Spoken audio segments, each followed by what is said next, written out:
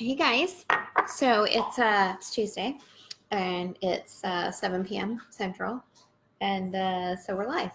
This is what we do on Tuesday nights. Oh, I just froze and I saw a picture of myself, my eyebrows up. I tend to do that often, so it kind of looks a little freaky. Anywho, so tonight will actually be a quick one, not because I'm trying to make it quick, but just because it's kind of a condensed topic that I've talked about before. So tonight we're actually talking about pre and probiotics and how I use them in my clinical practice. I'm very nice and cash for you guys tonight. My nice heart shirt on. If I'm being honest, this is my jammies. I woke up today. I went to Pilates. I came home. I showered. And I put my PJs back on because I knew I was just going to be working at home all day. So why not do it in comfort, right? So if this is the first time joining me, my name is Sunny Brigham. I'm a board certified clinical and integrative nutritionist, and I have a practice here in Fort Worth, Texas, and I make a lot of awkward hand movements, and I talk super fast, and I try to internally tell myself to slow down. So bear with me. So tonight we're talking about pre and probiotics. I've talked about this twice before. I talked about the top 5 benefits of prebiotics and probiotics, and I've also talked about antibiotic use and probiotics, so how to do probiotics while you're taking antibiotics and if you actually need those. So I've linked to the blog. I don't ever really know where it appears for you guys, if it's top, bottom, left, right, but there is a blog there, and that's the one that came out last night or yesterday some point. And I have the other 2 blogs linked in there. So if you are interested in learning more about probiotics or prebiotics and how to use them, I would start with the first 2 blogs that I linked, and then I would read the blog that came out yesterday. So there was a recent study that came out. It was actually kind of 2 that were back to back, but the news coverage has kind of coupled them in one. And I've kind of talked about studies before and my views on them. And I love studies. I love, science-based information to use in clinical practice because it shows what works and what doesn't work. Yes, there's a placebo effect. Yes, anecdotal evidence or anecdotal information can be useful at times.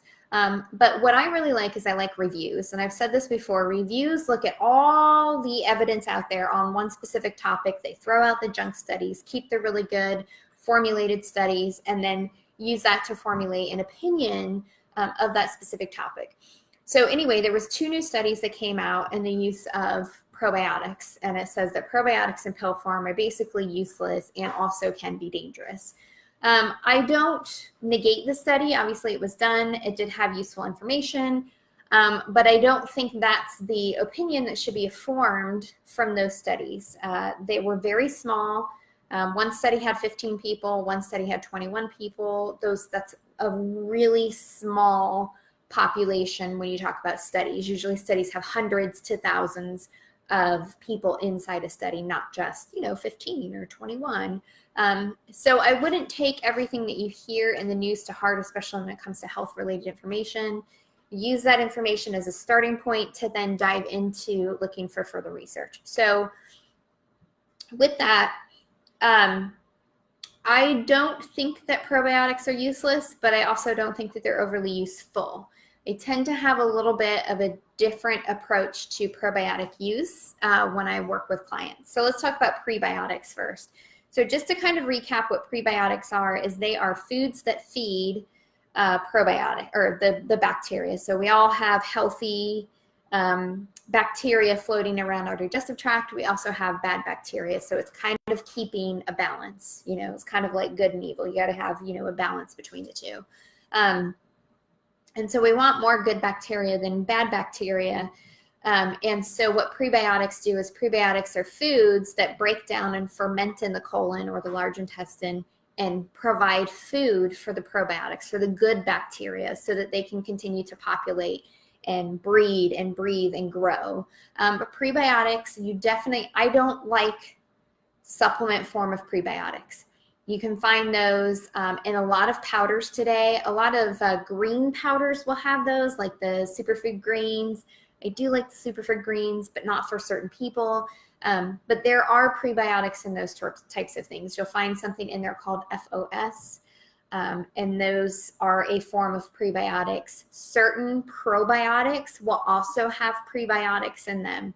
This is why I don't like prebiotics, is they don't tend to agree with a lot of people, especially people with IBS or past digestive issues.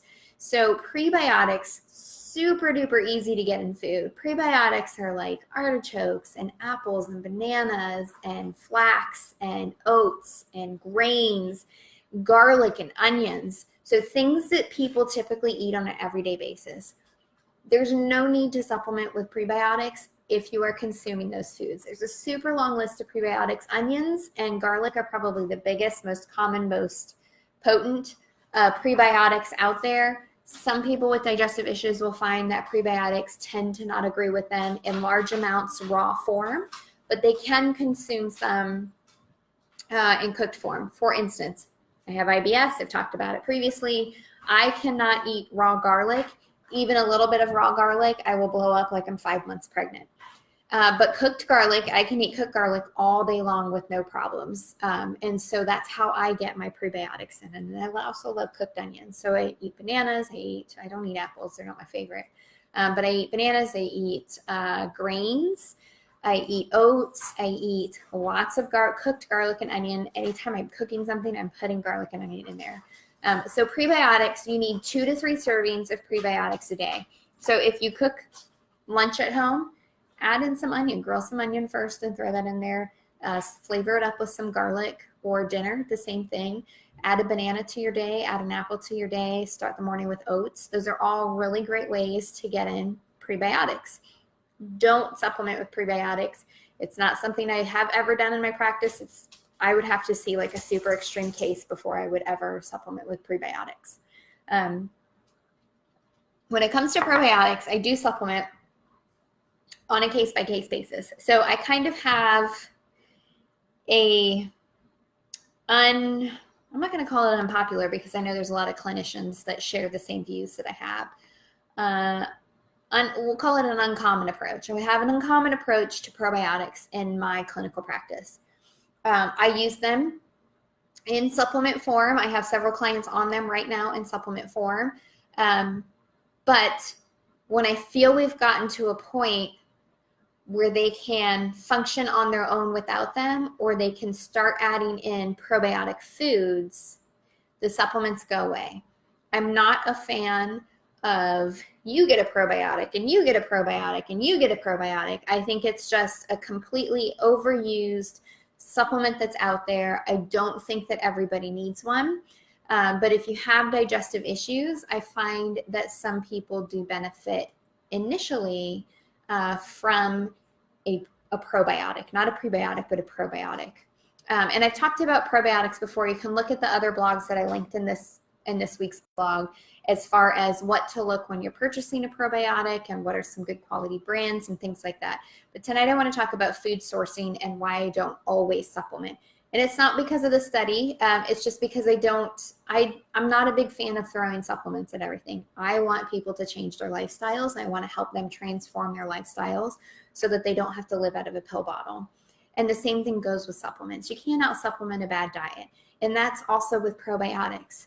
Let's replenish your gut flora through food. Now, like I said, some people do need some probiotics from time to time, and I'll go over some of those people in just a moment.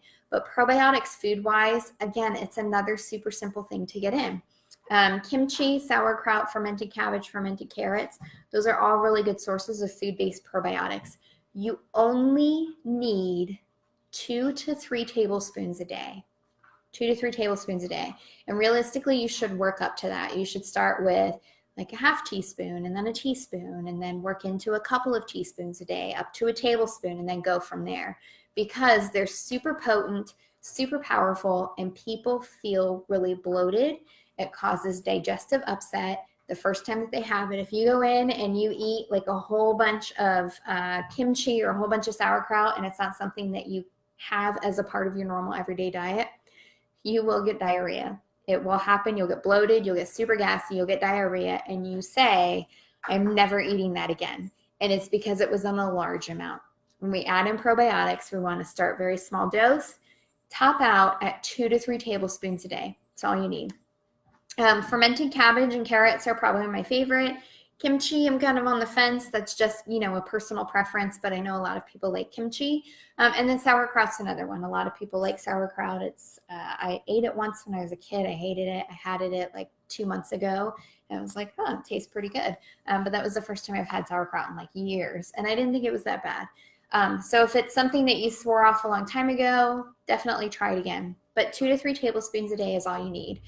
So kimchi, sauerkraut, fermented cabbage, fermented carrots, kefir or kefir, however you choose to pronounce it, which is like a super concentrated yogurt drink, and plain unsweetened Greek yogurt will all have really good amounts of probiotics in them.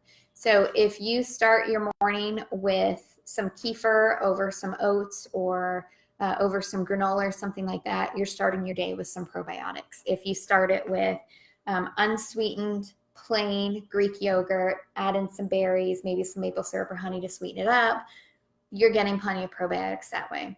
If you are dairy-free, vegan, don't like those types of things, I would move into the fermented cabbage, fermented carrots, or trying kimchi or sauerkraut. I'm not a big fan of kombucha or pickles or things like that. They are technically probiotics because they contain, they're fermented foods. Fermented foods contain probiotics. Those foods are fermented with sugar. When we ferment with sugar, the sugar, yes, ferments off, but it's still concentrated in there. So kombucha is a very, very sweet product. I don't personally use kombucha as a probiotic because I don't feel that the good outweighs the bad in that situation. Miso, tempeh, those are also fermented foods, so those are really good to add in. But 2 to 3 tablespoons of fermented foods a day is all you need to get the probiotics that you need for healthy gut flora, for good digestive function, for brain health, those sorts of things. I will use probiotics in practice for people that come to me and they have a very disordered digestive tract. I will use it for them initially. I will use it for people that have IBS initially, and then we'll move off of it. People with IBS tend to, I'm sorry, not IBS, histamine intolerance. So if you have a histamine intolerance, you tend to not tolerate fermented foods very well. And so people with a histamine intolerance, I will typically not have them consume probiotics because the histamine intolerance doesn't mix well with the fermented food and it causes a lot of bloat.